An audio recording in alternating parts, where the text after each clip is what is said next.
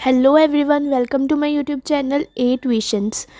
हमने अपना company law start किया हुआ था, जिसकी हम 2 क्लासेस देख चुके हैं, जिसमें हमने अपना बेसिक्स कर लिया कंपनीज़ एक्ट का।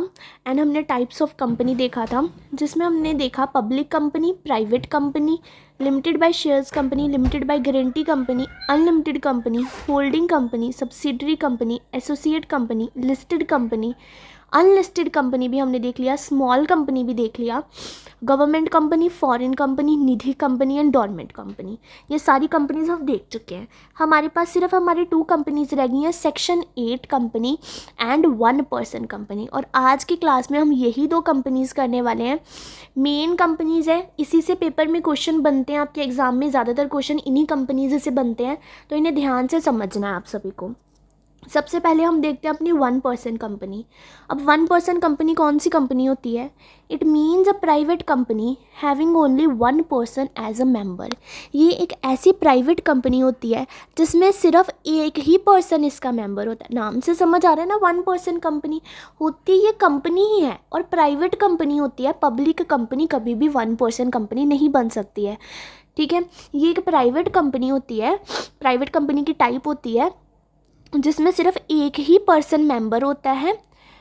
एंड ओपीसी में be registered as a limited by shares और लिमिटेड बाय गारंटी। अब आपने प्राइवेट कंपनी, आपकी चाहे तो लिमिटेड बाय शेयर्स भी हो सकती है, लिमिटेड बाय गारंटी भी हो सकती है ना। कंपनी दोनों तरह से हो सकती है ना, लिमिटेड बाय शेयर्स और लिमिटेड बाय गारंटी। उसी तरह से ओपीसी भी लिमिटेड बाय शेयर्स हो सकती है, लिमिटेड बाय गारंटी हो सकती है।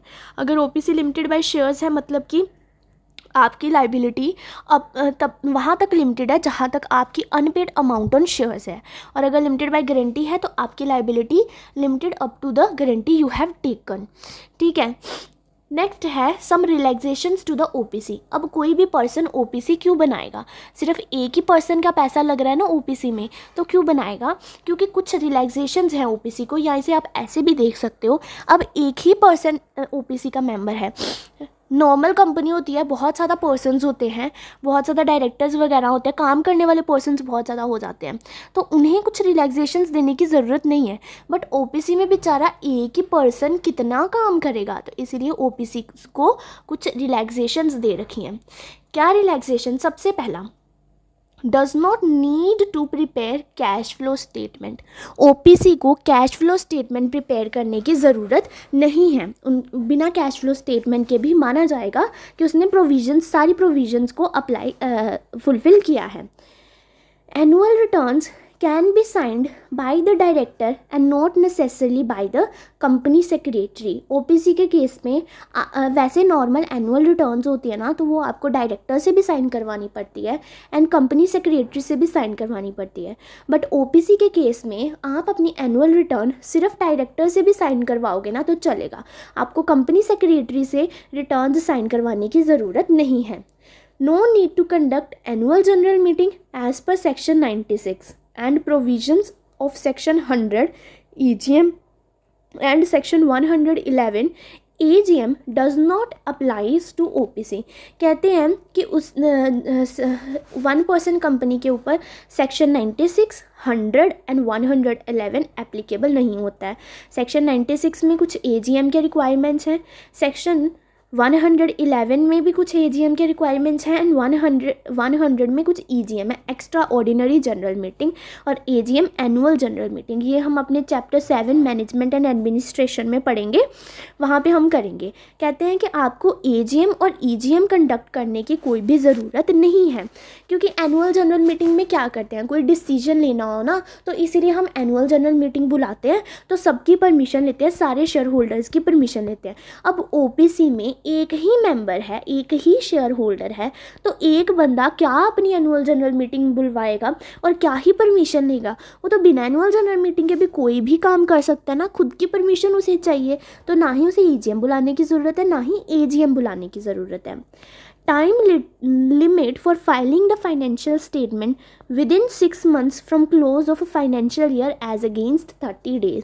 नॉर्मल कंपनीज़ के केस में आपको फाइनेंशियल स्टेटमेंट कब सबमिट करनी होती है? जैसे ही आपका फाइनेंशियल ईयर क्लोज हुआ है उसके विदिन 30 days के अंदर अंदर आपको फाइनेंशियल स्टेटमेंट सबमिट करनी होती है, फाइल करवानी होती है अपने ROC के पास। बट OPC के केस में आपकी जो टाइम लिमिट है फाइनेंशियल स्टेटमेंट फाइल करवाने की वो है 6 months from the close of financial year. क्योंकि 1 ही पर्सन काम कर रहा है ना, तो उसे तो टाइम लगेगा, तो इसीलिए उसके लिए टाइम थोड़ा बढ़ा दिया, 6 months कर दिया है। Following provisions shall not apply to OPC। ये वाली प्रोविजंस OPC को नहीं लगती है। सेक्शन 96, 100 और 111 तो हमने देख लिया था। बाकी क्या है, सेक्शन 96 नहीं लगता, 98 नहीं लगता, 100 से लेके 109 तक सेक्शन नहीं लगता है, एंड 111 सेक्शन नहीं लगता। ये आपको MCQ में पूछ सकता है, तो इसीलिए इसे भी एक बार रिवाइज कर लेना, याद कर लेना ये सेक्शंस। बाकी ये वाले सारे सेक्शंस हम अपने चैप्टर 7 मैनेजमेंट एंड एडमिनिस्ट्रेशन में देखने ही वाले हैं। OPC is not required to transact any business through postal ballot। उन्हें कोई भी बिजनेस अपना पोस्टल बैलेट के थ्रू कंडक्ट करने की ज़रूरत नहीं है। पोस्टल बैलेट मतलब बेटा जब ना नॉर्मल जनरल मीटिंग्स के केस में ना कुछ केसेस ऐसे होते हैं जहाँ पे आपको जो आपको बिजनेस डिसीजन लेना है वो आपको पोस्टल बैलेट के थ्रू भी लेना पड़ता है। पोस्टल बैलेट मतलब सबके घर में एक पोस्ट जाती है जिसमें आपने लिखा होता है कि हम ये वाला बिजनेस डिसीजन लेने वाले हैं। लाइक समझ लो कि किसी डायरेक्टर को रिमूव करने वाले हैं, तो पोस्टल बैलेट सबके घर पे पोस्ट जाती है जिसमें लिखा होता है कि ये वाला डायरेक्टर हम रिमूव करने वाले हैं, आप अपनी वोट दे दो कि आपकी क्या वोट है इस डायरेक्टर को रिमूव करने के लिए। तो सब अपनी वोट दे देंगे। पोस्टल बैलेट के केस में एक भी आपका जो मेंबर है ना वो छूटता नहीं है, सबके घर में जाती है। तो OPC के केस में तो पोस्टल बैलेट करने की ज़रूरत नहीं है, क्योंकि एक ही तो मेंबर है, क्या ही पोस्टल बैलेट करोगे उसके साथ, है ना। जेन्युइन सी बातें हैं। एनुअल जनरल मीटिंग के रिगार्डिंग कुछ रिलैक्सेशन है OPC को, वो देख लेते हैं। Any business which is required to be transact at an annual general meeting और other general meeting by means of a ordinary or special resolution, it shall be sufficient if the resolution is communicated by the members to the company and enter in the minute book required under section 118 along with the sign and date, and such date shall be deemed to be the date of meeting for all purpose under this act। क्या बोल रहे हैं वो? अब मैंने बोला कि आपको OPC के केस में एनुअल जनरल मीटिंग कंडक्ट करवाने की ज़रूरत नहीं है। नॉर्मल कंपनीज़ के केस में क्या होता है कि आपको कोई बिजनेस डिसीजन लेना है ना, तो आपको AGM कंडक्ट करनी पड़ती है। कुछ केसेस होते हैं जिसमें आपका ऑर्डिनरी रेजोल्यूशन पास होता है, कुछ केसेस होते हैं जिसमें आपका स्पेशल रेजोल्यूशन पास होता है। ऑर्डिनरी रेजोल्यूशन मतलब नॉर्मल वोट्स के बेसिस पर ये रेजोल्यूशन पास हो जाएगा। मतलब 60 आपकी वोट्स हैं फेवर में एंड 40 आपकी वोट्स हैं अगेंस्ट, तो इस केस में ऑर्डिनरी रेजोल्यूशन पास कर देंगे तो चल जाएगा। ये कोई ऐसा मुद्दा है जिसमें ऑर्डिनरी रेजोल्यूशन पास करने से चलेगा। बट कुछ केसेस में ना आपको स्पेशल रेजोल्यूशन पास करने को कहता है। लो मतलब कि अगर measure of the votes like 75% of the votes favour में है ना, तभी ये माना जाएगा कि ये डिसीजन माना जाएगा। कुछ बहुत मेजर केसेस होते हैं ना उसमें स्पेशल रेजोल्यूशन पास किया जाता है। ये ऑर्डिनरी रेजोल्यूशन और स्पेशल रेजोल्यूशन भी आप मैनेजमेंट एंड एडमिनिस्ट्रेशन चैप्टर में देखोगे। कहते हैं कि AGM में आपको ordinary and special resolution pass करना होता है। बट OPC के केस में any business which is required to be transacted at an AGM, कोई ऐसा बिजनेस है जो कि लॉ ने बोला हुआ है कि आप अगर ये बिजनेस डिसीजन ले रहे हो तो ये बिजनेस डिसीजन आप सिर्फ AGM पे या फिर अदर जनरल मीटिंग जैसे कि EGM एक्स्ट्राऑर्डिनरी जनरल मीटिंग, इसी मीटिंग्स में आप ये बिजनेस डिसीजन ले सकते हो। तो उस केस में OPC के लिए इन ट्रांजैक्शंस को, इन बिजनेस ट्रांजैक्शन को जो कि AGM में पास होने चाहिए ऑर्डिनरी या स्पेशल रेजोल्यूशन से, लॉ ने ऐसा बोला है। OPC के लिए ये ज़रूरी नहीं है। OPC के केस में अगर वो जो सिंगल मेंबर है ना वो खुद डिसीजन लेके उसे अपनी मिनट्स बुक में एंटर कर दे। मिनट्स बुक एक ऐसी बुक होती है जिसमें ना हम पूरा मीटिंग का समरी लिखते हैं कि मीटिंग में ये हुआ और ये डिसीजन आया जिसपे इन मेंबर्स ने फेवर में रहे, ये मेंबर अगेंस्ट में रहे, क्यों अगेंस्ट में रहे, एट्सेट्रा एट्सेट्रा, सब समरी में लिखा होता है मिनट्स बुक में। ये मिनट्स बुक सेक्शन 118 के अकॉर्डिंग प्रिपेयर की जाती है। ठीक है, क्या बोल रहे हैं, लॉ में आपको लिखा हुआ है कि कोई ऐसा बिजनेस है जो आपकी किसी भी जनरल मीटिंग या एनुअल जनरल मीटिंग में ही कंडक्ट होना चाहिए बाय पासिंग ऑर्डिनरी रेजोल्यूशन या स्पेशल रेजोल्यूशन। ओबीसी के केस में आप एनुअल जनरल मीटिंग ना भी कंडक्ट करो, ऑर्डिनरी या स्पेशल रेजोल्यूशन ना भी पास करो, बस खुद तू एक पर्सन है, खुद डिसीजन ले ले और वो डिसीजन वो सब कुछ एक मिनट्स बुक में एंटर कर दे, वहाँ पे साइन कर दे और डेट लिख दे कि इस डेट को तूने ये डिसीजन लिया है, तो उसी डेट को हम मानेंगे कि एजीएम हो गई है तेरी। हम मान लेंगे कि तूने एजीएम करके ही ये डिसीजन पास किया है और तूने ये प्रोविजंस के साथ सारा अप्लाई किया है, सेक्शन 100, 111 और 96 के प्रोविज़न के साथ तूने अप्लाई किया है, वो फुलफ़िल किए हैं प्रोविजंस। ठीक है, उसी तरह से बोर्ड मीटिंग का है। अगर एक्ट में लिखा हुआ है कि ये जो बोर्ड मीटिंग कोई ऐसा बिजनेस ट्रांजैक्शन है जो कि बोर्ड मीटिंग में बोर्ड रेजोल्यूशन पास करके ही होना चाहिए, where there is only one director on the board, any business which is required to be transacted at board meeting, कोई ऐसा बिजनेस है जो कि आपको बोर्ड मीटिंग में करना ज़रूरी है सारे बोर्ड मेंबर्स की कंसल्टेंसी के साथ। अब ओपीसी के केस में तो एक ही बोर्ड मेंबर है, वही अकेला पर्सन हमारा ओपीसी का मेंबर वही डायरेक्टर होगा। तो कहते हैं जहाँ पे हमारे पास बोर्ड में अकेला एक ही मेंबर है तो उस केस में हम मानेंगे कि तूने जो डिसीजन ले लिया ना, एक मेंबर ने, जो एक डायरेक्टर ने जो डिसीजन ले लिया और उसे मिनट्स बुक में तू एंटर कर देना, वहाँ पे साइन कर देना और डेट डाल देना, तो हम मान लेंगे जो तूने डेट डाली है ना, ये डेट को तूने बोर्ड मीटिंग कंडक्ट करवाई है और बोर्ड रेजोल्यूशन पास करके डिसीजन लिया है। ठीक है, एनुअल जनरल मीटिंग का और बोर्ड मीटिंग का सेम पॉइंट था। नेक्स्ट आ गया आपके पास शेयर सर्टिफिकेट। शेयर सर्टिफिकेट में क्या बोला है, every share certificate shall be issued under seal, seal shall be affixed in the presence of and signed by one director or a person authorized by them and CS। Normal provision क्या होती है कि आपको जो share certificate issue करना है ना, वो सील लगा के इशू करना है। मतलब आप जब शेयर सर्टिफिकेट दोगे पर्सन को तो उसके ऊपर आपको सील लगा के देना है। और ये जब ये सील लगाई जाएगी शेयर सर्टिफिकेट के ऊपर तो वो किसकी प्रेजेंस में लगाई जाएगी, मतलब ऐसे होता है ना जब कोर्ट मैरिज भी करने जाओ तो कोई वो रखते हैं ना, हम विटनेस रखते हैं, है ना, कोई कॉन्ट्रैक्ट भी साइन करवाएं तो कुछ केसेस में विटनेस रखते हैं ना, तो कहते हैं जब आपकी शेयर सर्टिफिकेट के ऊपर सील लगाई जाएगी वो उसका कोई किसी के प्रेजेंस में लगाई जानी चाहिए, मतलब कोई विटनेस होना चाहिए। कौन होना चाहिए वो, डायरेक्टर या कोई भी पर्सन जिसे बोर्ड ने ऑथराइज किया है, एंड मतलब प्लस CS, कम से कम एक डायरेक्टर, या फिर अगर डायरेक्टर नहीं है तो कोई भी पर्सन जिसे बोर्ड ने ऑथराइज किया है, प्लस CS, इन दोनों की प्रेजेंस में आपने शेयर सर्टिफिकेट के ऊपर सील लगानी है। बट OPC के केस में क्या रिलैक्सेशन है, in the case of OPC does not have a common seal, the share certificate shall be signed by the person in the presence of whom the seal is required to be affixed in this provision। कहते हैं कि अगर OPC के पास अपनी common seal नहीं है, normal share certificate के ऊपर आपको कॉमन सील लगानी है, बट OPC के केस में क्या है रिलैक्सेशन, अगर आपके पास अपनी कॉमन सील नहीं है तो उस केस में शेयर सर्टिफिकेट के ऊपर अब कुछ तो लगेगा, सील नहीं लग सकती है तो किसी ना किसी के साइन होने पड़ेंगे। किसके साइन होंगे ये, तो कहते हैं OPC के केस में जो पर्सन विटनेस बनेंगे ना सील लगाने के, मतलब वन डायरेक्टर और कंपनी सेक्रेटरी, यही दोनों पर्सन अगर शेयर सर्टिफिकेट पे साइन कर दे तो वो भी चलेगा, वो हम सील मान लेंगे कि आपने सील लगाई है। In the case of OPC does not have common seal, जो OPC के पास कॉमन सील नहीं है, the share certificate shall be signed by the person, आपको शेयर सर्टिफिकेट फिर साइन करना पड़ेगा। कौन सा पर्सन साइन करेगा, जिनकी प्रेजेंस में आपको सील लगाने के लिए कहा गया है। किनकी प्रेजेंस में सील लगाने के लिए कहा गया था, CS प्लस वन डायरेक्टर या फिर पर्सन ऑथराइज्ड बाय देम। ठीक है, ये थे हमारे OPC के कुछ रिलैक्सेशंस, 9 रिलैक्सेशन थे जो हमने पढ़े। अब नेक्स्ट हम पढ़ने वाले हैं OPC के बेनिफिट्स क्या है, कोई भी पर्सन OPC क्यों बनाएगा, आखिरकार इसके बेनिफिट क्या होते हैं। इसके ऊपर 1-2 बार क्वेश्चन भी पूछा गया पेपर में, थ्योरी क्वेश्चन बन जाता है इसके ऊपर बड़े आराम से, तो इसे आप एक बार अच्छे से 1-2 बार देख लेना, इसे टिक भी कर लेना इस क्वेश्चन को, इवन आप ये पूरी कंपनी को ही टिक करके रखो, इंपॉर्टेंट है, इसका एक एक पॉइंट इंपॉर्टेंट है।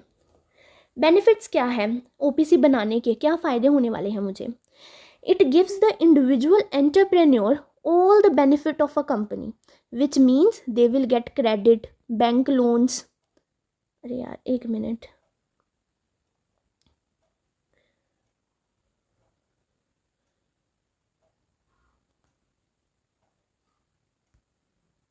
ये देखो क्या बेनिफिट्स हैं हमारे पास। ये एक इंडिविजुअल एंटरप्रेन्योर को सारे कंपनी वाले बेनिफिट देते हैं।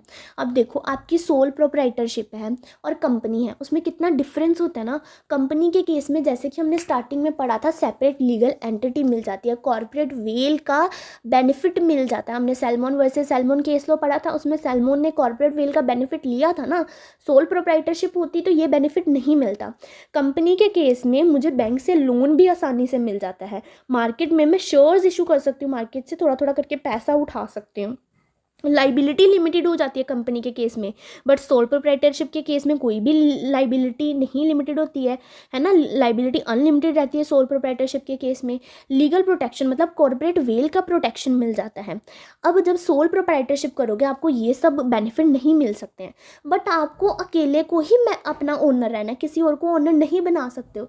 तो उस केस में आप ओपीसी बना लो ना, 1% कंपनी बना लो, आपको कंपनी वाले बेनिफिट्स भी मिल जाएंगे और सोल प्रोप्राइटरशिप वाली ओनरशिप भी आपके पास ही रहेगी। फर्स्ट बेनिफिट तो यही हो गया। सेकंड क्या है? Tremendous opportunities for small businessman and traders including those working in areas like handloom, handicrafts and pottery. कहते हैं ये जो स्मॉल बिजनेसमैन होते हैं, ट्रेडर्स होते हैं, इनको एक अच्छी अपॉर्चुनिटी मिल जाती है। अब ये जो है नॉर्मल बड़ी कंपनी तो नहीं ना खड़ी कर सकते स्मॉल बिजनेसमैन, बट ये 1% कंपनी से कम स्टार्ट तो कर सकते हैं, तो इन्हें कंपनी का एक्सपोजर मिल जाता है, अपॉर्चुनिटीज़ बिग अपॉर्चुनिटीज़ मिल जाती हैं। Number of compliances are less. सबसे मेन बात, जैसे कि हमने ऊपर ही देखा, रिलैक्सेशंस मिली हुई हैं, आपके कंप्लायंसेस कम कर दिए गए हैं। नॉर्मल कंपनी बनाने जाओगे इतने ज़्यादा कंप्लायंस है ना, बंदा कंप्लायंस फुलफिल करता करता थक जाता है। The new concept would also boost the confidence of small entrepreneurs. New concept है भाई, ओपीसी सब चाहेंगे कि चलो इसे ट्राई करके देखते हैं क्या बनता है, तो ये स्मॉल एंटरप्रेन्योर्स का कॉन्फिडेंस भी बूस्ट करता है। तो ये थे हमारे 4 बेनिफिट्स 1% कंपनी के। नेक्स्ट है मेरे पास कुछ कंडीशंस फॉर कंपनी, मतलब कौन सी कंपनी ओपीसी बन सकती है। अगर आपको ओपीसी बनना है ना, तो आपको कुछ कंडीशंस फुलफिल करनी पड़ेंगी, ये वाली कंडीशंस फुलफिल करोगे तभी आप ओपीसी बन पाओगे। फिर उसके बाद आपको कंडीशन फॉर मेंबर भी मिलेगा, मतलब कि कौन ओपीसी का मेंबर बन सकता है, उसके लिए क्या कंडीशन फुलफिल करनी पड़ेगी आपको ओपीसी का मेंबर बनने के लिए। सबसे पहले हम देखते हैं कंडीशन फॉर कंपनी। कंपनी के लिए क्या कंडीशन है, कौन सी कंपनी ओपीसी बन सकती है? कैन नॉट बी इनकॉर्पोरेटेड और कन्वर्टेड इनटू सेक्शन 8 कंपनी। जो कंपनी सेक्शन 8 कंपनी है वो कभी भी 1% कंपनी नहीं हो सकती, क्योंकि सेक्शन 8 कंपनी अलग है और 1% कंपनी अलग है।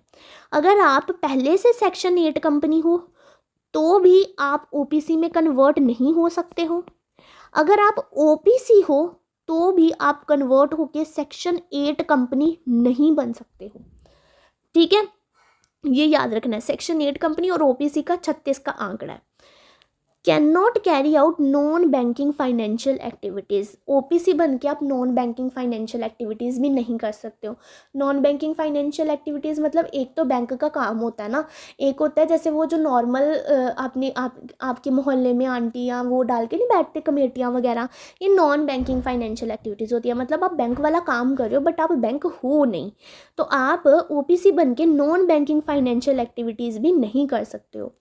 Paid up share capital shall be less than or equal to 50 lakh and average annual turnover shall be less than or equal to 2 crore.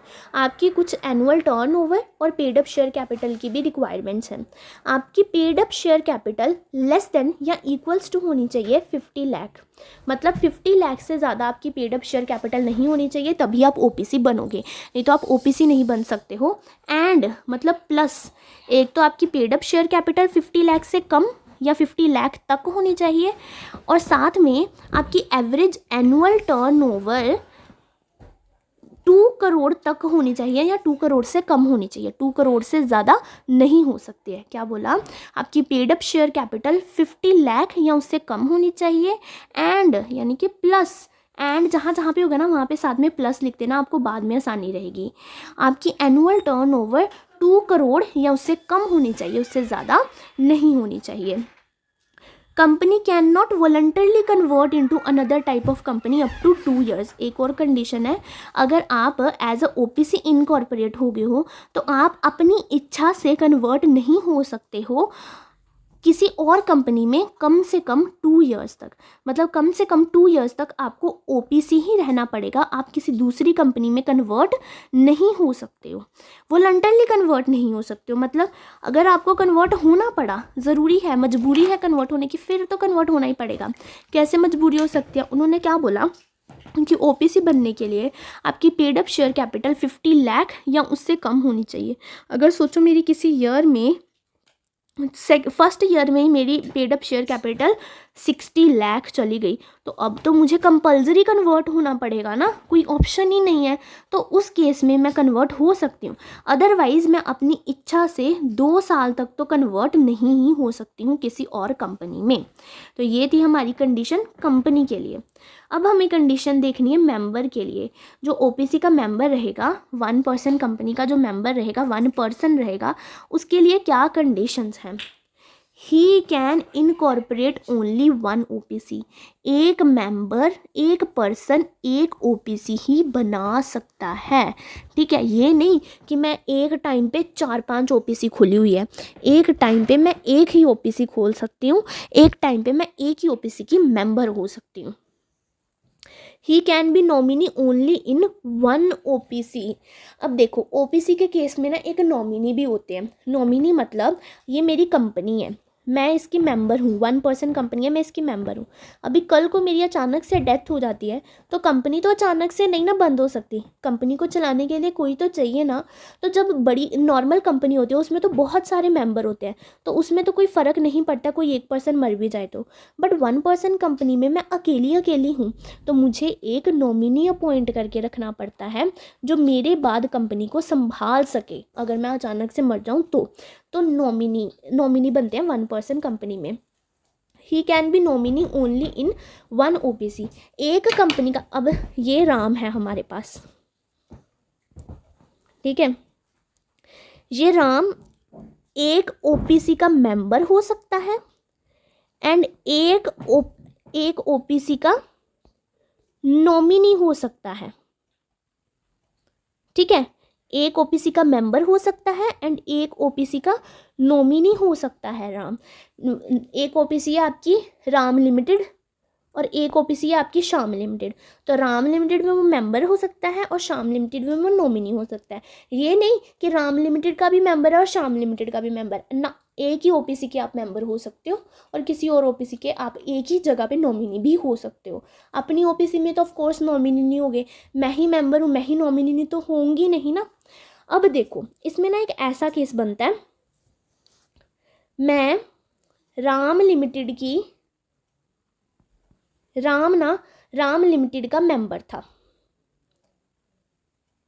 ठीक है। ये देखो, ये हमारे पास ना एक है राम लिमिटेड और राम है इसका मेंबर, ठीक है, ये OPC का मेंबर है।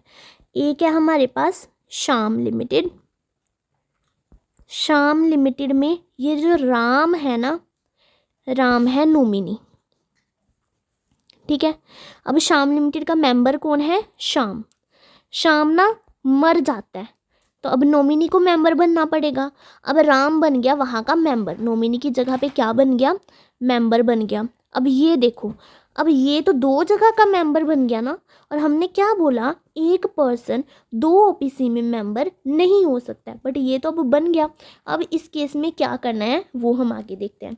If the member was a nominee in another OPC, मतलब राम नॉमिनी है श्याम लिमिटेड में and became member in that another OPC, और वो मेंबर बन जाता है श्याम लिमिटेड में, then he shall fulfil the eligibility criteria in 182 days, that is he shall withdraw membership of either of 1 OPC, तो उसे 182 डेज़ के अंदर अंदर किसी एक कंपनी की मेंबरशिप छोड़नी पड़ेगी।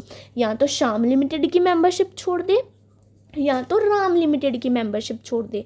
दोनों कंपनीज़ में से किसी एक कंपनी की उसे मेंबरशिप छोड़नी पड़ेगी। दोनों कंपनीज़ का तो मेंबर नहीं रह सकता है। ठीक है।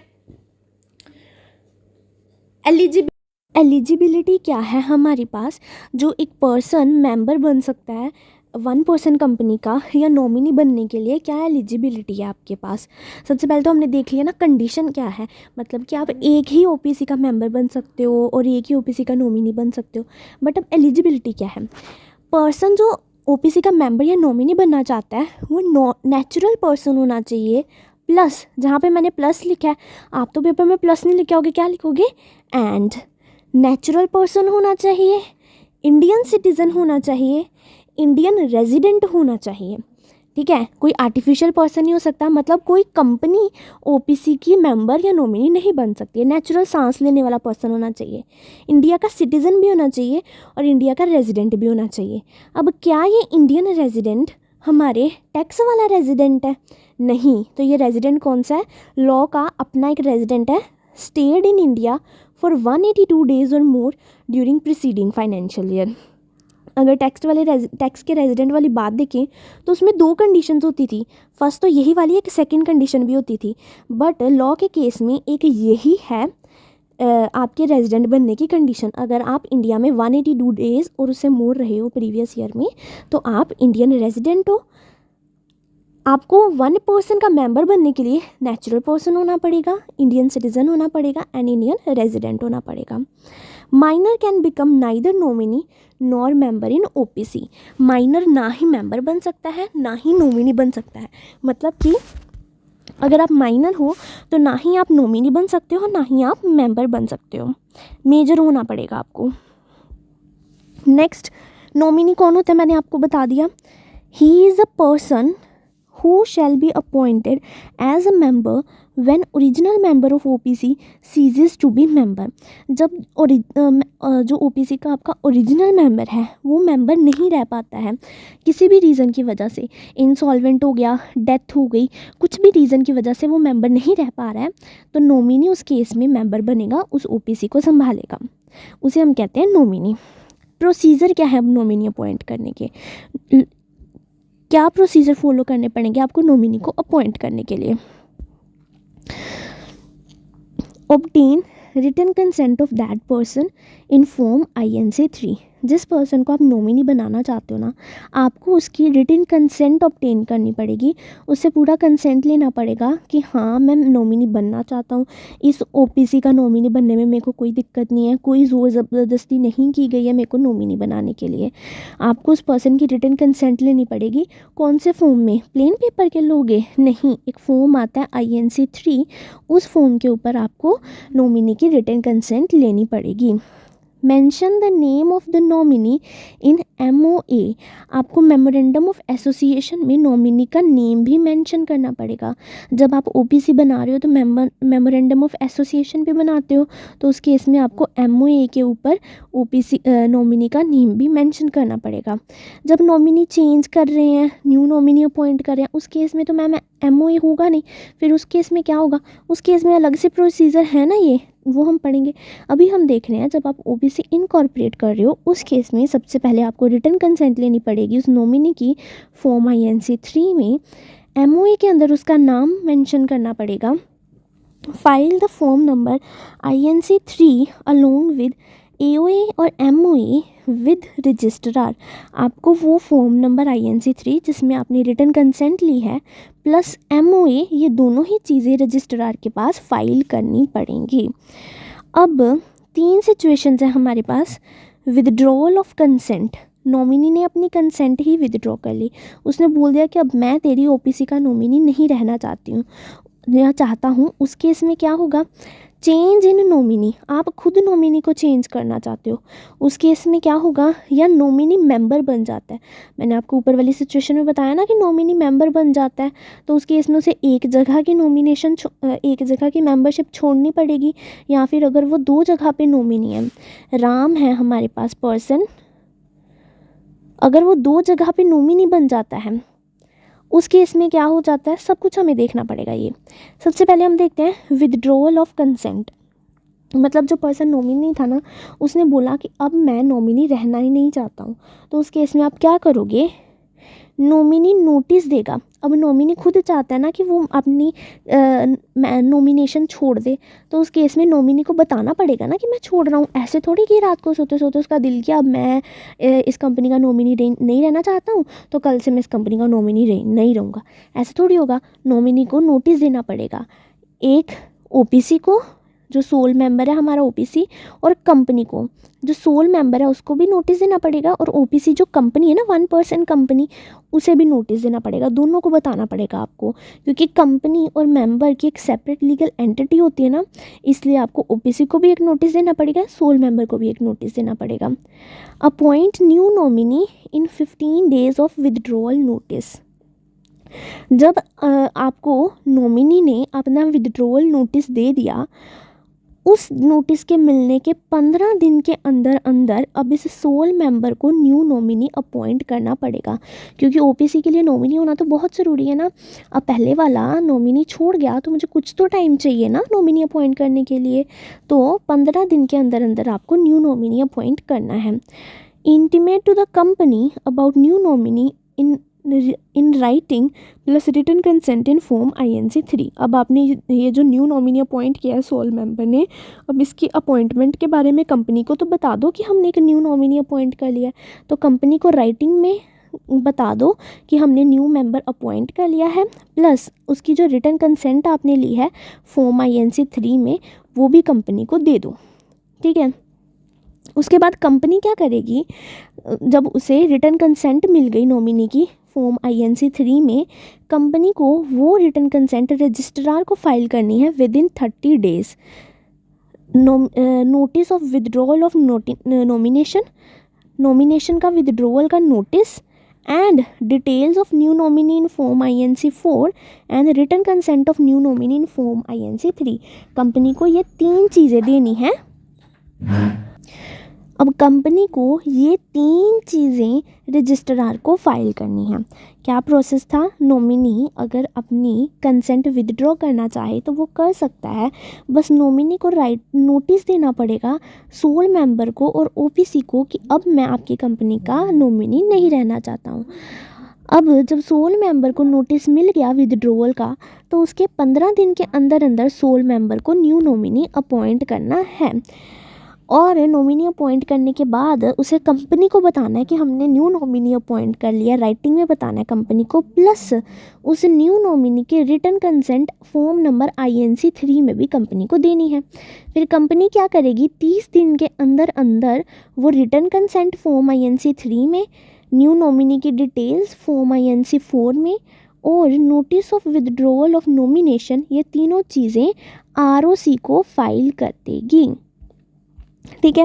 अब अगर आप खुद ही नॉमिनी को चेंज करना चाहते हो तो उस केस में क्या प्रोसीजर रहेंगे, व्हेन ओरिजिनल नॉमिनी डाइज और suffer incapacity to contract written consent in form INC3।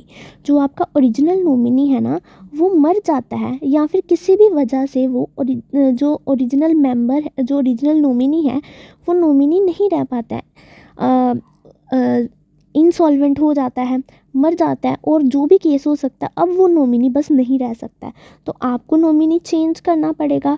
तो इस केस में न्यू नॉमिनी अपॉइंट करो और उसकी रिटन कंसेंट ले लो फॉर्म INC3 में, फिर वो कंपनी को दे दो वो रिटन कंसेंट, फिर कंपनी आगे अब इस कंपनी 30 दिन के अंदर अंदर written consent of new nomination in form INC3 form INC4 में न्यू नॉमिनी की डिटेल्स ROC को दे देगी। अब इस केस में नोटिस ऑफ विदड्रॉवल नहीं जाएगा, क्योंकि नोटिस ऑफ विदड्रॉवल तो मिला ही नहीं है ना, हम खुद नॉमिनी चेंज कर रहे हैं। Next, nominee became member. अगर नॉमिनी मेंबर बन जाता है उस केस में आप उस नॉमिनी को न्यू मेंबर अपॉइंट करना पड़ेगा। राम नॉमिनी था श्याम लिमिटेड का, श्याम मर जाता है तो राम उस कंपनी का मेंबर बन जाएगा नॉमिनी से। अब तू मेंबर बन गया तो तेरे को कोई ना कोई नॉमिनी अपॉइंट करना पड़ेगा ना, तो उस केस में जब वो मेंबर बन जाता है उसे नॉमिनी अपॉइंट करना पड़ेगा रिटर्न कंसेंट लेनी पड़ेगी न्यू नॉमिनी की INC 3 में। ये सब काम उसे 15 दिन के अंदर अंदर करना है। न्यू नॉमिनी अपॉइंट आपको 15 दिन के अंदर अंदर ही करना है, फर्स्ट केस में भी और ये थर्ड केस में भी। फिर उसके बाद कंपनी को आपको फॉर्म INC 3 दे देना है। फिर कंपनी न्यू नॉमिनी की डिटेल्स फॉर्म INC 4 में और रिटर्न कंसेंट फॉर्म INC 3 में ROC को दे देगी विद इन 30 डेज। इस केस में भी notice of withdrawal of nomination नहीं जाएगा। नेक्स्ट है conversion of private company into OPC। अब आपकी कोई प्राइवेट कंपनी थी, उसे आप कन्वर्ट करना चाहते हो OPC में, तो क्या प्रोसीजर्स रहेंगे? Private company other than section 8 company, मैंने आपको पहले ही बोला सेक्शन 8 कंपनी का और OPC का 36 का आंकड़ा है।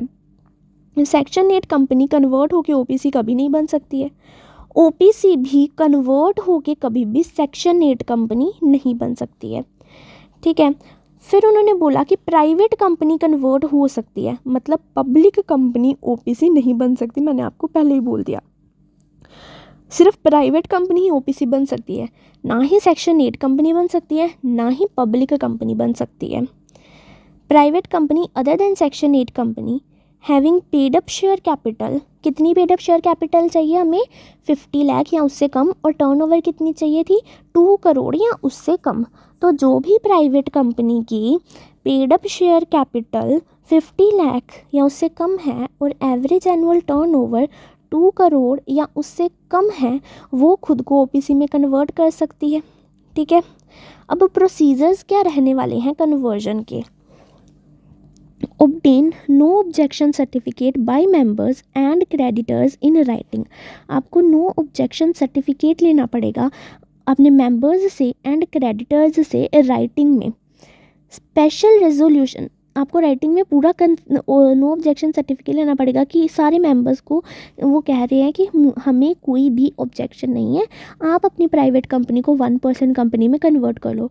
अब उनका नो ऑब्जेक्शन सर्टिफिकेट क्यों लेना है? अब 1% कंपनी रहेगी, मतलब जितने भी सारे मेंबर्स हैं वो मेंबर को उनके शेयर बायबैक कर लिए जाएंगे, उन्हें मेंबरशिप से हटा दिया जाएगा और एक ही मेंबर रहेगा, सिर्फ OPC में एक ही मेंबर रहेगा ना। तो सारे मेंबर्स, प्राइवेट कंपनी में तो कितने सारे मेंबर्स होंगे, तो सारे मेंबर्स की आपको पहले कंसेंट लेनी पड़ेगी, एक नो ऑब्जेक्शन सर्टिफिकेट लेना पड़ेगा कि हमें कोई ऑब्जेक्शन नहीं है, आप हमारी मेंबरशिप चाहे छुड़वा दो, आप अकेले ओनर बन जाओ अपनी कंपनी के। Special resolution of members in general meeting, सबसे पहले आपको जनरल मीटिंग बिठानी पड़ेगी, उसमें मेंबर्स से स्पेशल रेजोल्यूशन पास कराना पड़ेगा। स्पेशल रेजोल्यूशन में ना काफ़ी ज़्यादा नंबर ऑफ़ मेंबर्स की वोट रिक्वायर्ड होती है, लाइक 75% रिक्वायर होती है और समटाइम्स 100% मेंबर्स की वोट भी रिक्वायर होती है। ठीक है, वो मैं आपको मैनेजमेंट एंड एडमिनिस्ट्रेशन चैप्टर में बता दूंगी। तो स्पेशल रेजोल्यूशन आपको पास करना है। ऑर्डिनरी रेजोल्यूशन ना 50-50 वोट से भी पास हो जाता है, बट स्पेशल रेजोल्यूशन ऐसे नहीं पास होता है, तो आपको स्पेशल रेजोल्यूशन पास करना पड़ेगा जनरल मीटिंग में, तभी कन्वर्ट कर पाओगे। File copy of resolution in form MGT 14 and application of conversion in form INC 6 along with fees within 30 days। अब जो भी आपने ये सब कर लिया, आपने मेंबर्स की कंसेंट ले ली, स्पेशल रेजोल्यूशन पास कर लिया, अब जाके मेन ROC को तो बता दो कि हमें कन्वर्ट कर दो। ROC तो आपको कन्वर्ट करेगी ना, तो ROC को सारे डॉक्यूमेंट्स पहले देने पड़ेंगे। इतनी बात याद रखना कि जो आपका स्पेशल रेजोल्यूशन है ना, जब वो ROC के पास जाएगा तो उसके लिए एक ही फॉर्म है, फॉर्म MGT 14। जहाँ पे भी आपको स्पेशल रेजोल्यूशन ROC को देना है ना, वो फॉर्म MGT 14 में ही जाता है। ठीक है, ये स्पेशल रेजोल्यूशन का ही फॉर्म है, फॉर्म MGT 14। तो आपको ROC को देना पड़ेगा स्पेशल रेजोल्यूशन फॉर्म MGT 14 में, साथ में एक एप्लीकेशन देनी पड़ेगी ROC को कि हमें कन्वर्ट कर दो हम प्राइवेट कंपनी से OPC कंपनी बनवा दो। किस फॉर्म में आप एप्लीकेशन लिखोगे? इन फॉर्म INC 6 में एप्लीकेशन दोगे। Along with fees with in 30 days of passing the resolution. जिस दिन आपने रेजोल्यूशन पास कर दिया कि अब हम कन्वर्ट होना चाहते हैं, सबकी कंसेंट भी आगे कन्वर्ट करने की, तो वहाँ से 30 डेज़ के अंदर अंदर आप ROC को स्पेशल रेजोल्यूशन फाइल कर दो MGT 14 में, और फॉर्म INC 3 में, INC 6 में एप्लीकेशन लिख दो कि हमें कन्वर्ट कर दो प्राइवेट कंपनी से OPC में। Documents to be attached. अब ये जो आप एप्लीकेशन देने वाले हो ROC को, उसके साथ आपको कौन कौन से डॉक्यूमेंट्स अटैच करने हैं। सबसे पहले affidavit by the directors about consent of members and directors and turnover and paid up share capital. Directors से एक एफिडेविट बनवाओ जिसमें लिखा हो कि जो कंपनी ने turnover and paid up share capital की क्राइटेरिया है वो फुलफिल कर लिया है। क्या क्राइटेरिया है? पेड अप शेयर कैपिटल आपकी 50 लाख या उससे कम होनी चाहिए, एंड टर्नओवर आपकी 2 करोड़ या उससे कम होनी चाहिए। तो एक डायरेक्टर्स एफिडेविट बनाएंगे जिसमें लिखा होगा डायरेक्टर्स ने कि हमारे मुताबिक, हमारी जांच पड़ताल के मुताबिक कंपनी की paid up share capital and turnover का क्राइटेरिया फुलफिल है। Consent of members and directors, company ने सारे मेंबर्स की भी कंसेंट ली है कि उन्हें कोई प्रॉब्लम नहीं है कन्वर्जन से, एंड सारे डायरेक्टर्स की भी कंसेंट है कि उन्हें भी कन्वर्जन से कोई प्रॉब्लम नहीं है। एक ये एफिडेविट जाएगा आपका एप्लीकेशन के साथ। सेकंड जाएगा आपके list of members and creditors.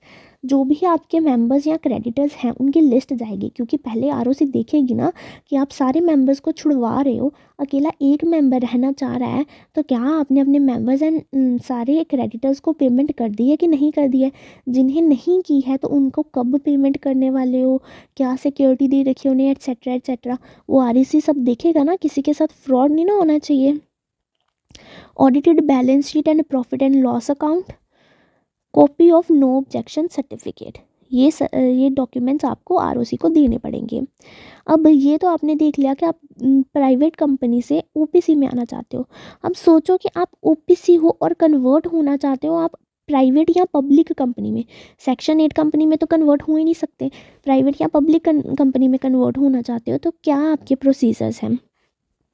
OPC cannot voluntarily convert into another type of company up to 2 years। अब OPC 2 साल तक किसी और कंपनी में कन्वर्ट नहीं हो सकती है वॉलंटरली। मैंने बोला था ना, अगर कंडीशंस हो जाएं ऐसी कि आपको होना ही पड़ रहा है तो आपको होना ही पड़ेगा, बट अपनी इच्छा से वॉलंटरली आप कन्वर्ट नहीं हो सकते हो किसी और कंपनी में 2 साल तक। 2 साल के बाद तो कन्वर्ट होना ही है। Company can not convert into another company voluntarily. Company can convert into another company voluntarily after 2 year. 2 years के बाद आप होना चाहते हो तो हो सकते हो, बट 2 साल तक तो नहीं होंगे। What if in 2 years the threshold limit exceed. अगर आपकी 2 साल के अंदर अंदर थ्रेशोल्ड लिमिट एक्सीड्स हो जाती है तो उस केस में आप क्या करोगे। कंपल्सरी कन्वर्जन होगा उस केस में आपका इनटू प्राइवेट कंपनी या public company as the case में भी, जिसमें भी जाना चाहते हो, with at least 7 members in public company, 2 members in private company. मतलब आप OPC हो, आपकी कंपनी में सिर्फ 1 मेंबर है OPC में, है ना, कंपनी में 1 मेंबर है OPC में। अब आप OPC से जाना चाहते हो, कंपल्सरी कन्वर्जन हो रहा है आपका OPC से प्राइवेट कंपनी में हो रहा है, तो आपको कम से कम 2 मेंबर्स करने पड़ेंगे, ये एक कंडीशन है। या फिर आप OPC से आपका कंपल्सरी कन्वर्जन हो रहा है पर आप चाहते हो कि आपकी पब्लिक कंपनी हो जाए, तो आपको कम से कम 7 मेंबर्स लाने पड़ेंगे, तो वो कंडीशन सबसे पहले सेटिस्फाई करो। When the threshold limit exceeds, inform registrar in form INC 15 with in 60 days of applicability. जब आपकी थ्रेशोल्ड लिमिट एक्सीड हो गई है, मतलब आपकी paid up share capital 50 lakh से ज़्यादा हो गई है, या फिर आपकी टर्नओवर 2 करोड़ से ज़्यादा हो गई है, तो आपको रजिस्ट्रार को बताना पड़ेगा फॉर्म INC 15 में with in 60 days of applicability. जब से आपके ऊपर ये एप्लीकेबल हुआ है ना कंपल्सरी कन्वर्जन, मतलब आपकी थ्रेशोल्ड लिमिट जिस दिन से एक्सीड करी है उस दिन से लेके 60 दिन के अंदर अंदर आपको रजिस्ट्रार को बताना पड़ेगा कि मेरे ऊपर अब कंपल्सरी कन्वर्जन लगेगा। फॉर्म INC 15 में बता दो कि मेरे ऊपर कंपल्सरी कन्वर्जन लगेगा और मुझे कन्वर्ट कर दो। Alter MOA by passing special resolution, आपको अपना मेमोरेंडम ऑफ एसोसिएशन को भी तो चेंज करना पड़ेगा। मेमोरेंडम ऑफ एसोसिएशन में पहले आप 1 पर्सन कंपनी दिख रहे होगे, अब आपको चेंज करना पड़ेगा, आप पब्लिक कंपनी या प्राइवेट कंपनी हो गए हो, तो स्पेशल रेजोल्यूशन पास करके आप अपना MOA भी चेंज करवा लो। Conversion should be done within 6 months when become eligible for conversion, जब आप कन्वर्जन के लिए एलिजिबल हो गए हो, यानी कि आपकी थ्रेशोल्ड लिमिट एक्सीड कर गई है, उसके 6 महीने के अंदर अंदर आपको कन्वर्ट हो जाना है प्रॉपर पब्लिक कंपनी या प्राइवेट कंपनी में। ज़्यादा टाइम मत लगाना, ठीक है, 6 महीने के अंदर अंदर कन्वर्ट हो जाना। क्या देखे हमने कन्वर्जन्स के रूल, अगर आप कंपलसरी कन्वर्जन हो रही है आपकी, तो अगर आप पब्लिक कंपनी में होने चाहते हो तो आप पहले मेंबर्स की रिक्वायरमेंट फुलफ़िल करो। पब्लिक कंपनी के केस में 7 मेंबर, प्राइवेट कंपनी के केस में 2 मेंबर। उसके बाद आप जिस दिन से आपके ऊपर कंपलसरी कन्वर्जन एप्लीकेबल हुआ है, वहाँ से 60 दिन के अंदर अंदर आपको फॉर्म INC 15 में रजिस्ट्रार को बताना है कि हमारे ऊपर कंपलसरी कन्वर्जन लग गया है। फिर आपको अपना मेमोरेंडम ऑफ एसोसिएशन ऑल्टर करवाना बाय पासिंग स्पेशल रेजोल्यूशन, और 6 महीने के अंदर अंदर आपको अपनी कन्वर्जन करवा लेनी है। और यहाँ पे हमारा 1 पर्सन कंपनी ख़त्म होता है। काफ़ी चीज़ें पढ़ी हमने 1 पर्सन कंपनी के अंदर। ये देखो, सबसे पहले हमने 1 पर्सन कंपनी का मीन पढ़ा, फिर हमने कुछ रिलैक्सेशंस पढ़ी जो 1 पर्सन कंपनी को मिली हुई हैं, फिर हमने पढ़ा बेनिफिट्स क्या है 1 पर्सन कंपनी के, फिर कंडीशन पढ़ी कंपनी के लिए क्या कंडीशन है, और फिर हमने मेंबर के लिए कंडीशन पढ़ी, फिर हमने एलिजिबिलिटी पढ़ी कौन सा पर्सन एलिजिबल है मेंबर या नॉमिनी बनने के लिए, फिर हमने पढ़ा नॉमिनी कौन होता है, उसको नॉमिनी को अपॉइंट करने के क्या प्रोसीजर्स हैं, फिर हमने कुछ कन्वर्जन पढ़े, अदर कंपनी से OPC में आप कैसे आ सकते हो, एंड OPC से आप अदर कंपनी में कैसे कन्वर्ट हो सकते हो, जिसमें हमने वॉलंटरी कन्वर्जन और कंपलसरी कन्वर्जन देख लिया। अब आते हैं हम अपने सेक्शन 8 कंपनी पे। अब सेक्शन 8 कंपनी क्या होती है, एन ऑर्गेनाइजेशन, आपने NGO वगैरह सुना होगा ना, NPO वगैरह, नॉन प्रॉफिट ऑर्गेनाइजेशन। तो नॉन प्रॉफिट ऑर्गेनाइजेशन को रेगुलेट करने के लिए एक सेक्शन 8 बनाया गया, जिसे हम कहते हैं सेक्शन 8 कंपनी, ठीक है। An organisation whose main aim is to fulfil the certain social और charitable purpose rather than to earn profit, उसे हम कहते हैं सेक्शन 8 कंपनी। मतलब आपका मेन पर्पस है चैरिटी प्रोवाइड करना, सबके लिए चैरिटेबल पर्पस है आपका मेन पर्पस, उस कंपनीज़ को हम कहते हैं सेक्शन 8 कंपनी। आपका मेन पर्पस प्रॉफिट अर्न करना नहीं होता, चैरिटी करना आपका मेन पर्पस होता है। कंडीशन क्या है सेक्शन 8 कंपनी बनने के लिए, where central government is satisfied that a person और an association of person propose to be registered under this act.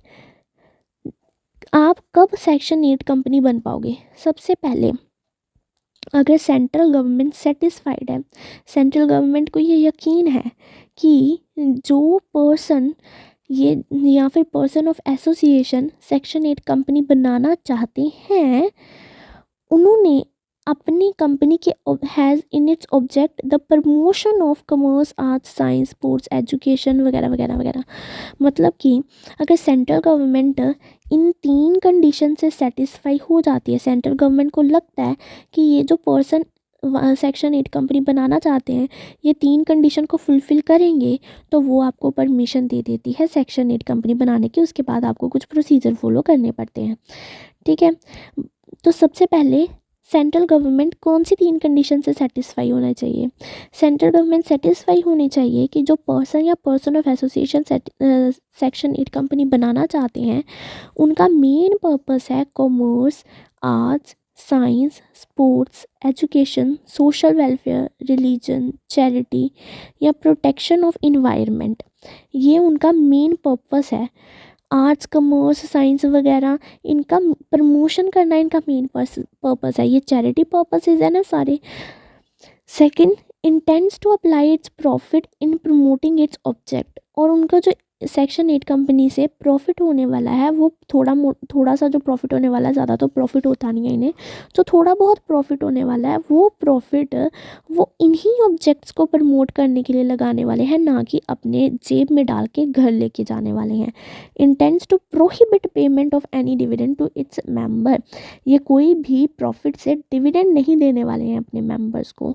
अगर ये 3 कंडीशन से सेंट्रल गवर्नमेंट सेटिस्फाई हो जाती है तो वो परमिशन दे देती है सेक्शन 8 कंपनी इनकॉर्पोरेट करने की।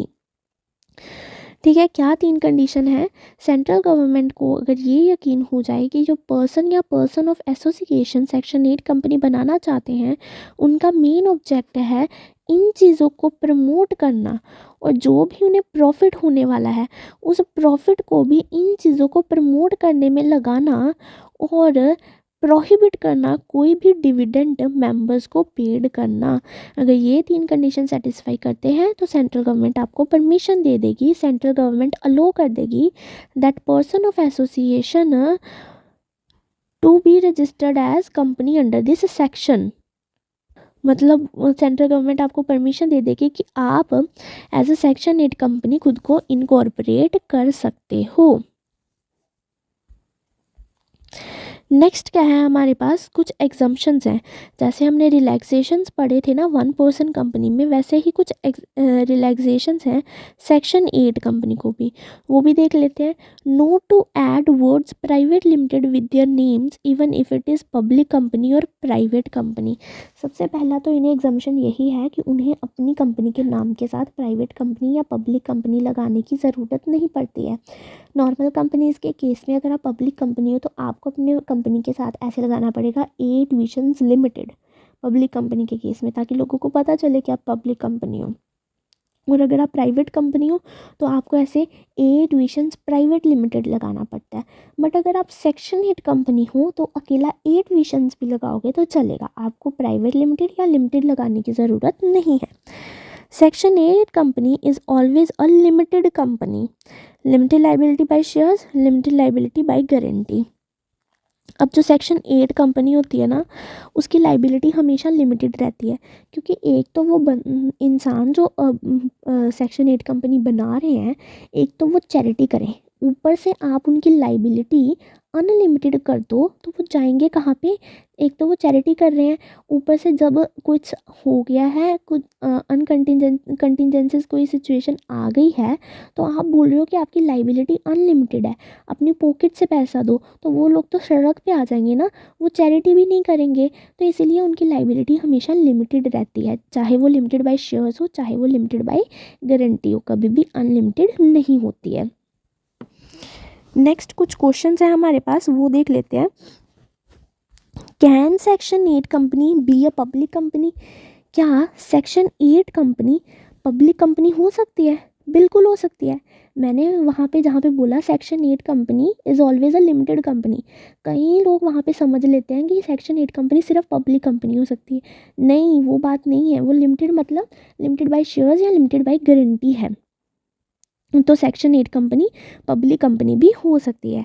Can section 8 company be private company? Yes, section 8 company private company भी हो सकती है। Can section 8 company be small company और ओपीसी?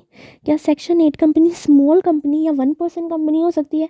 1% कंपनी तो बिल्कुल नहीं ना हो सकती है। 1% कंपनी और सेक्शन 8 कंपनी का 36 का आंकड़ा है। अब क्या स्मॉल कंपनी हो सकती है?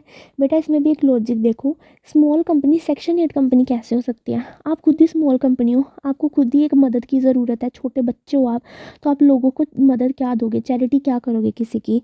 तो स्मॉल कंपनी भी सेक्शन 8 कंपनी नहीं हो सकती है। Is the liability of members unlimited?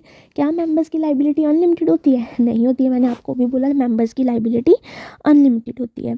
Do section 8 company have to mention private limited और limited in their name? Section 8 company को अपने नाम के साथ प्राइवेट लिमिटेड या लिमिटेड लगाने की ज़रूरत होती है? नहीं होती है। तो इन क्वेश्चंस के साथ आपके सारे कंसेप्ट भी एक बार रिवाइज हो गए। नेक्स्ट, अब आपको सेंट्रल गवर्नमेंट की परमिशन मिल गई सेक्शन 8 कंपनी इनकॉर्पोरेट करने के लिए। अब नेक्स्ट स्टेप क्या होगा आपका? नहीं सच, हम तो देख रहे थे वो एग्जाम्पशंस देख रहे थे ना। फर्स्ट एग्जाम्पशन हमने देख ली थी कि वर्ड्स लगाने की ज़रूरत नहीं है, पब्लिक लिमिटेड और प्राइवेट लिमिटेड। और फिर सेक्शन 8 कंपनी हमेशा लिमिटेड कंपनी होती है। अब कुछ और रिलैक्सेशन, थर्ड रिलैक्सेशन क्या है, appointment of qualified company secretary is not mandatory. आपको क्वालिफाइड कंपनी सेक्रेटरी अपॉइंट करने की ज़रूरत नहीं है। A general meeting can be held by giving 14 days notice instead of 21 days notice. Normal cases में आपको 21 डेज़ का नोटिस देके ही आप जनरल मीटिंग करवा सकते हो, बट सेक्शन 8 कंपनी के केस में आप 14 डेज़ का नोटिस देके भी मीटिंग करवा सकते हो। The provisions relating to appointment of director under section 149 regarding maximum and minimum number of director is not applicable. Section 149 में ना आपको बताया हुआ है कि पब्लिक कंपनी में मैक्सिमम डायरेक्टर कितने रहेंगे, प्राइवेट कंपनी में मिनिमम डायरेक्टर कितने रहेंगे, वो सब बताया हुआ है। मैक्सिमम और मिनिमम डायरेक्टर्स बताए हुए हैं सेक्शन 149 में, जो हम आगे जाके पढ़ेंगे भी। बट सेक्शन 8 कंपनी के लिए ये सेक्शन एप्लीकेबल नहीं होता है।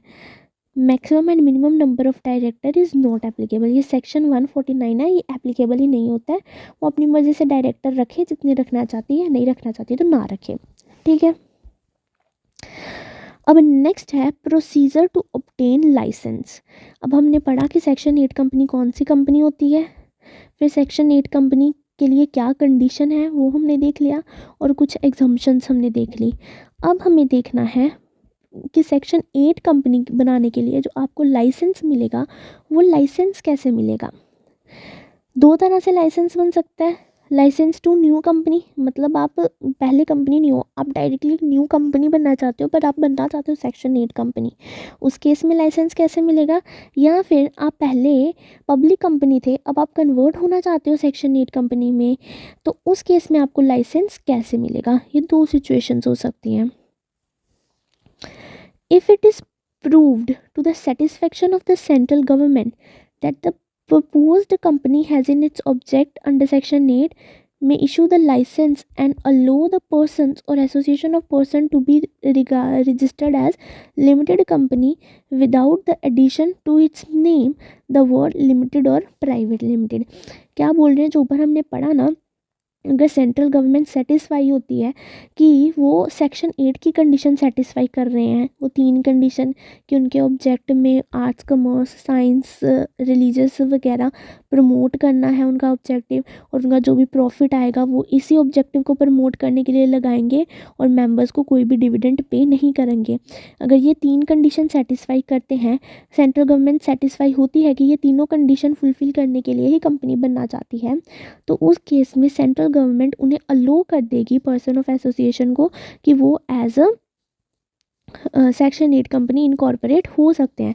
यहाँ पे उन्होंने कैसे लिखा कि वो as a limited company incorporate हो सकते हैं विदाउट एडिंग प्राइवेट लिमिटेड या लिमिटेड इन देयर नेम्स। मतलब सेक्शन 8 कंपनी, क्योंकि हमने देखा कि सेक्शन 8 कंपनी हमेशा लिमिटेड कंपनी होती है, मतलब लिमिटेड लाइबिलिटी वाली कंपनी होती है, और उसे अपने नाम के साथ प्राइवेट लिमिटेड या पब्लिक लिमिटेड लगाने की ज़रूरत नहीं होती है।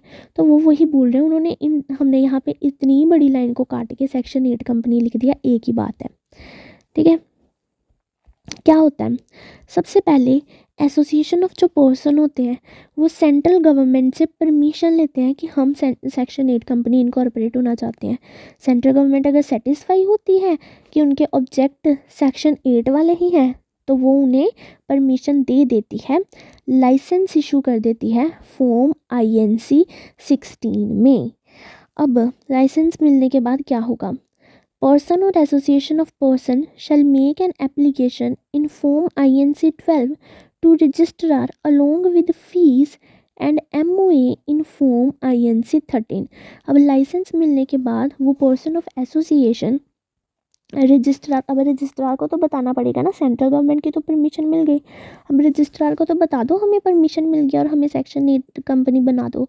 तो क्या करेंगे, वो पर्सन ऑफ एसोसिएशन एप्लीकेशन लिखेंगे फॉर्म INC 12 में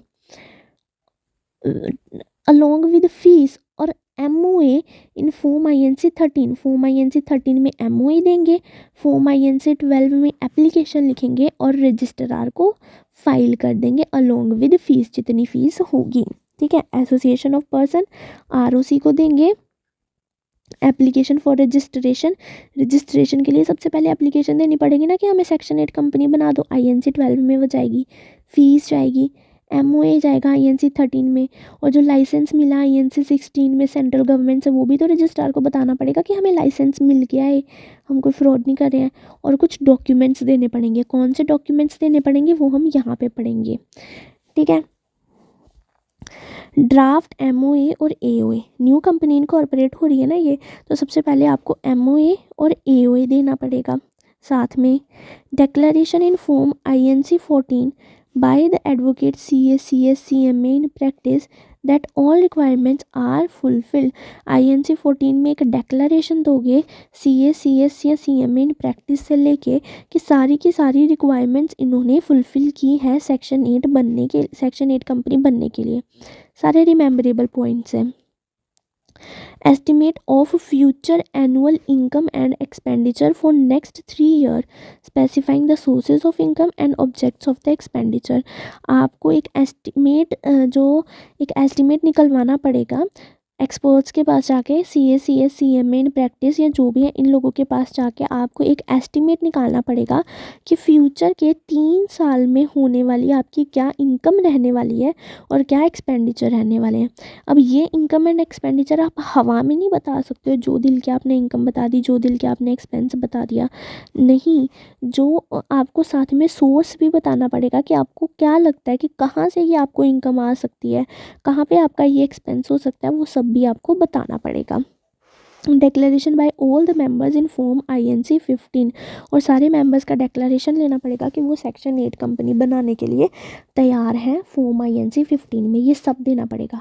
सबसे पहले आपको लाइसेंस लेना पड़ेगा सेंट्रल गवर्नमेंट से सेक्शन 8 कंपनी बनाने के लिए। जब आपको लाइसेंस मिल गया तो आपको ये सारी चीज़ें ROC को फाइल करनी पड़ेगी। सबसे पहले ROC को एप्लीकेशन लिखनी पड़ेगी कि मुझे सेक्शन 8 कंपनी इनकॉर्पोरेट कर दो INC 12 में। MOA देना पड़ेगा INC 13 में, लाइसेंस देना पड़ेगा जो INC 16 में लाइसेंस मिला है, फीस देनी पड़ेगी और कुछ डॉक्यूमेंट्स देने पड़ेंगे। डॉक्यूमेंट्स कौन से? ये वाले डॉक्यूमेंट्स देने पड़ेंगे, ठीक है। नेक्स्ट क्या है मेरे पास, अभी हमने लिए लाइसेंस पढ़ा न्यू कंपनी के केस में। अगर आप न्यू कंपनी इनकॉर्पोरेट होना चाहते हो तो उसके लिए आपको लाइसेंस कैसे मिलेगा। बट अगर आप ऑलरेडी एग्जिस्टिंग कंपनी हो उसके लिए लाइसेंस क्या मिलेगा। अब अगर आप ऑलरेडी एग्जिस्टिंग कंपनी हो तो उसके लिए लाइसेंस मिलना तो थोड़ा मुश्किल है ना। तो उसके प्रोविजंस बहुत बड़े हैं, ये देखो,